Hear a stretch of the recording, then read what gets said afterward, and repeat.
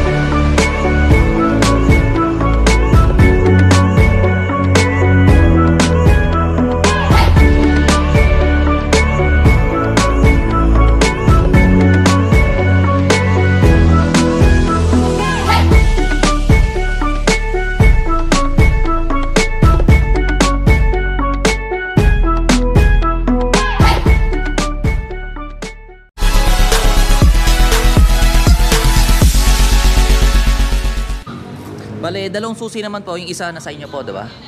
Bili ko yun na kay mami nyo po. Pagbukas po ng tangke po, ito po, 15 liters capacity, 95 octane po.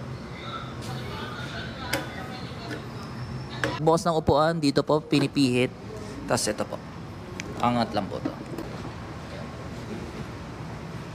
Dito po nakikita yung tools saka battery po. Makinis po yun, nililis ko na po. Pagbalik po, ito po. Pagbalik, ito po, isushoot dito. Ito po, hawakan ko lang, tutulak yung motor. Ito po yung purpose niya. Kaya para mga strap. Pag start po, yan po. Hintayin mo na mataas yung load bago i-start. Wala tong power pag nasa taas, dapat ibaba siya.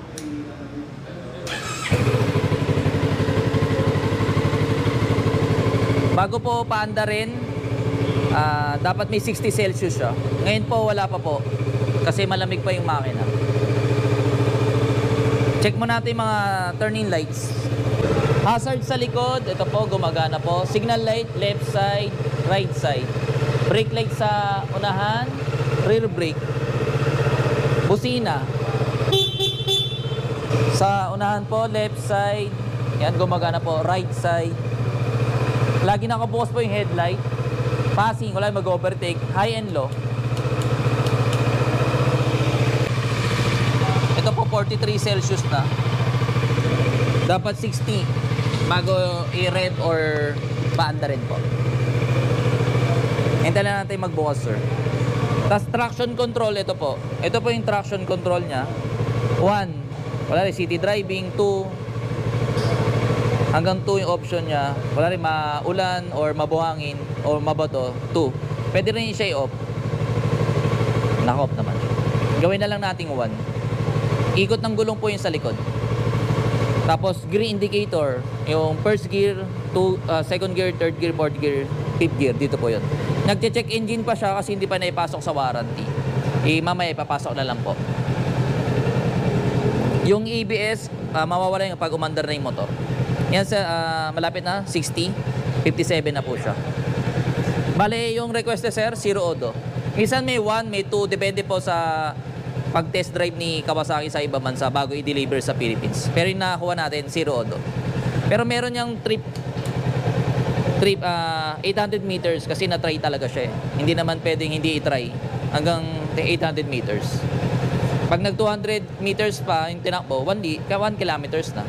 Nare-reset din po yan. Trip B, wala rin. Diyan mo mache-check kung gaano kalayo po yung tinakbo. Pwede rin ilipat dito, or dito. Up arrow or dito sa left button. Pag sa dito naman, right button, ito na yung napapalitan, yung baba po.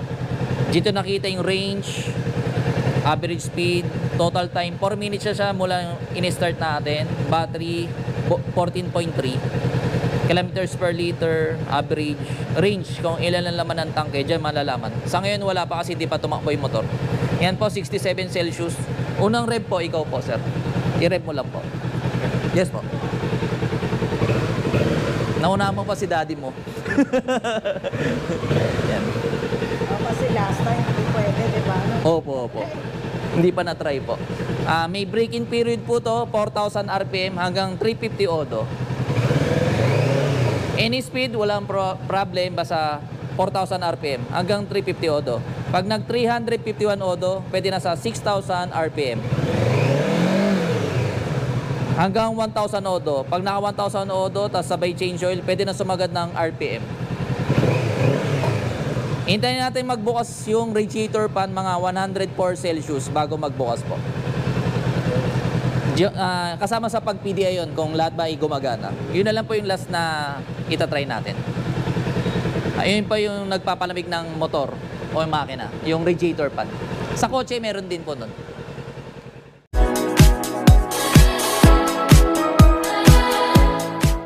Kasi maingay po kanina eh.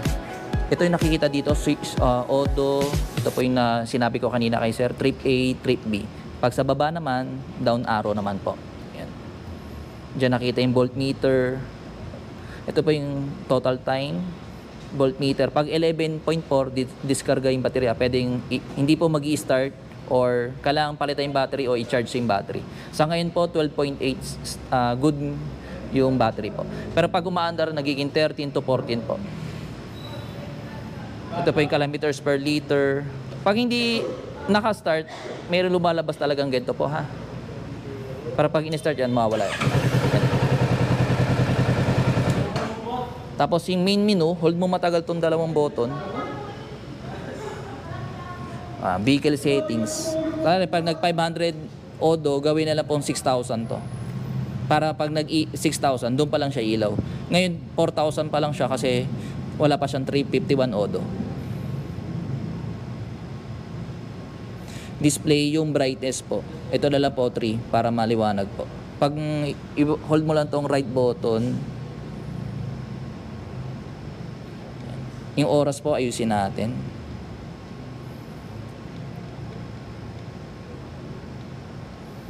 December 7. Yung oras po, 24 hours o 12 hours? 12 na lang po. Ano oras na po sa inyo? 3 o'clock na po? 3 o'clock.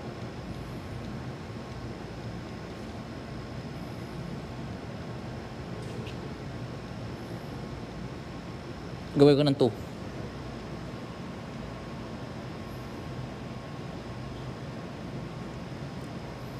Service reminder daw naman yan. Bluetooth, may Bluetooth din po to.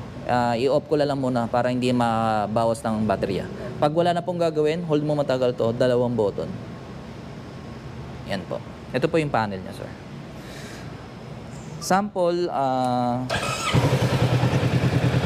Sample, pag nag-first gear ka, tapos naka-side stand, mamamatay po. For safety.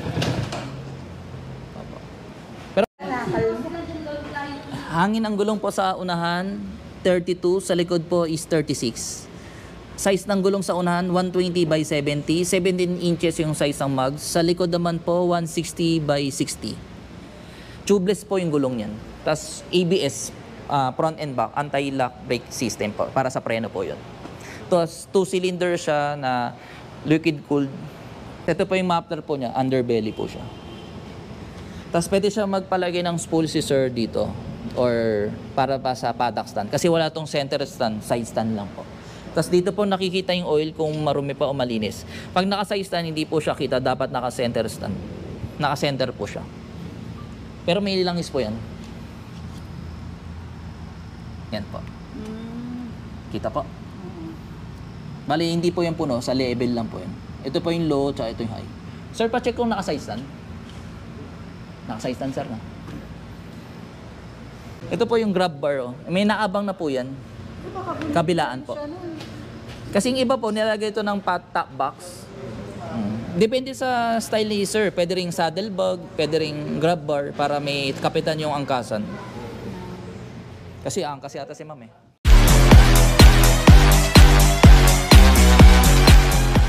Anong height mo, sir? 5'10"? Si sir, father mo po. Oh, mas abot niya po. Ganyan po yung upo ng 5'10". Naunahan mo pa si father mo po dyan. Kasi yung inupo niya yung display eh. Iba yan eh. Pero nagmamanual ka, sir? Hindi? Okay. Pero kotse, nagmamanual ka? Hindi pa? Parang ganun din, iba lang yung mechanism.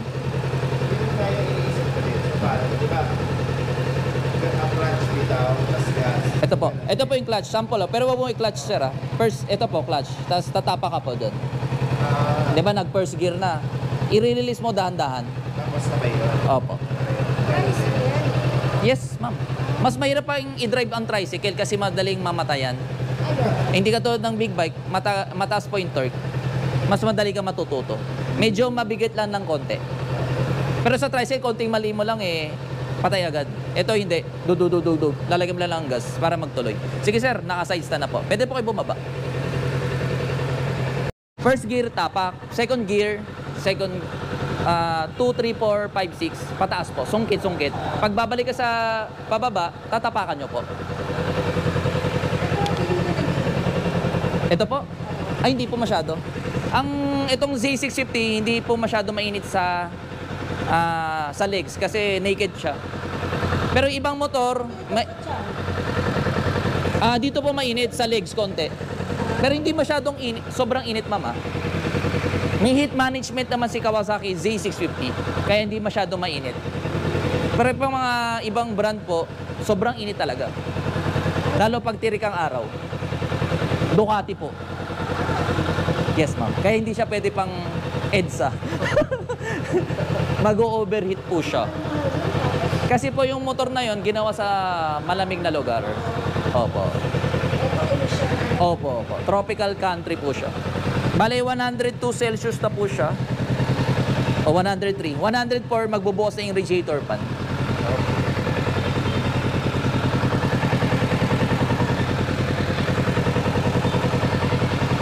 Yan po, nagbukas na po. Ito po yung medyo mainit pag traffic kasi yung hangin, yung buga, mainit po. Dito po yung buga. Ito po. Opo, yun po yung medyo mainit. Pag nagbubukas. Pero pag tumatakbo, hindi magbubukas kasi malamig po yung makina. Pwede po kayo magpalagay ng slider para pag tumumba, yun po yung sasalo. Bali, parang bumili na yata si sir, ipapalagay na lang niya kapag kukunin na lang daw niya. Nabooking yata, sorry. Radiator cover, pwede rin po.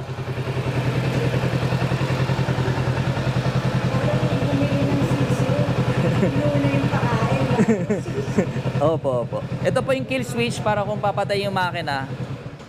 Yan po. Tapos ito po. Kumare dito po magpapatay bago dito. Okay. Di ba po, itong pula. Para patay po yung lahat ng electrical niya. Yung iba kasi dito po nagpapatay eh. Pwedeng malobat po siya. Kumakain po ng baterya kapag hindi nakataas to.